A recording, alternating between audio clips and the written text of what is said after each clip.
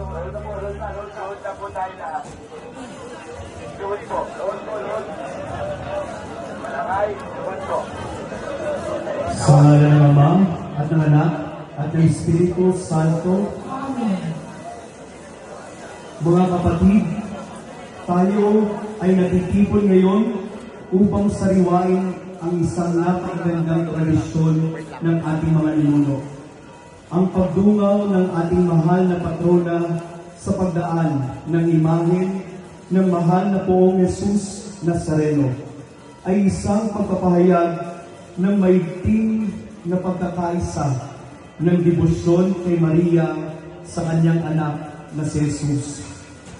Ating idalangin na sa gawain natin ito, tayo ay mas lalong umibig sa mahal na Poong Jesus Nazareno sa pamamagitan ng ating pagmamahal sa Birheng Maria. Sumainyo ang Panginoon. Ang mabuting balita ng Panginoon ayon kay San Juan.